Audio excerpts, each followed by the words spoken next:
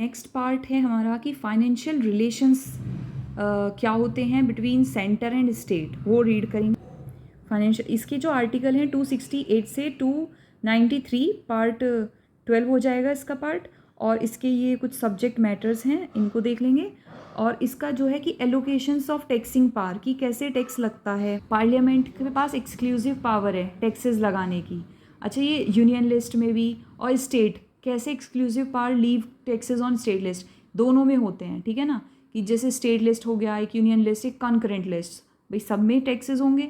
और क्या रिस्ट्रिक्शंस है स्टेट की, रिस्ट्रिक्शंस हैं स्टेट पर, लाइक स्टेट इम्पोज करता है profession trade, but total amount 2500 per annum से ज़्यादा नहीं होना चाहिए, मतलब 2500 से ज़्यादा नहीं होना चाहिए। कोई भी टैक्स इम्पोज नहीं हो सकता किस पर, sales of good outside state, import and export पर, इंटर स्टेट पर, sale and purchase of goods by the parliament, इन पर नहीं हो सकता। Second, a state legislature can impose tax on electricity by not use by centre.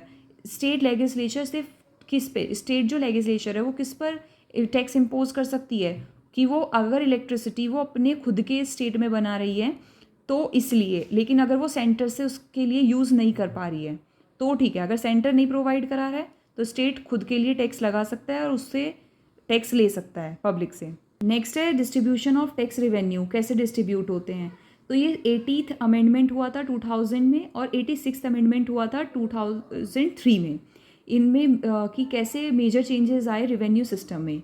तो present position क्या है उसको देखते हैं। कि देखिए, अगर टैक्स सेंटर के द्वारा लगाए जाते हैं लेकिन कलेक्ट स्टेट के द्वारा किए जाते हैं, तो आर्टिकल 268 है, उसके एग्जाम्पल्स लाइक स्टैम्प ड्यूटीज़ और ये सब चीज़।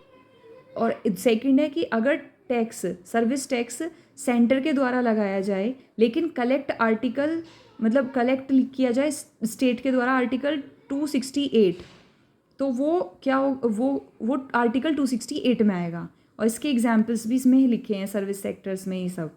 और थर्ड है हमारा कि अगर टैक्स और कलेक्टेड भी, टैक्स भी लगाया जाए, कलेक्ट भी सेंटर के द्वारा किया जाए, लेकिन असाइन किसको, स्टेट को, तो वो आर्टिकल 269 होगा। अगर टैक्स लीव एंड कलेक्टेड, अगर दोनों मतलब लगाया भी जाए और कलेक्ट भी सेंटर के द्वारा किया जाए और डिस्ट्रीब्यूट सेंटर और स्टेट में कर दिया जाए, तो वो आर्टिकल 270 होगा उसकी। और अगर टैक्स लगाया भी जाए और कलेक्ट और रिटेन्ड सेंटर स्टेट के द्वारा किया जाए, तो जैसे कि एग्जाम्पल के लिए land revenue, tax on agriculture income, stamp duty, tools, alcohol, sale tax, ये सब। अब distribution of tax revenue, distribution होता है टैक्स रेवेन्यू स्टेट में और सेंटर में। सेंटर में तो post, telegram, banking, broadcasting, currency, and state के अंदर होता forest, fisheries, state public sector enterprises. अब जो ग्रांट मिलती हैं, grant in aid to the state, ये होते हैं स्टेशनरी, डिस्क्रिशनरी और अदर।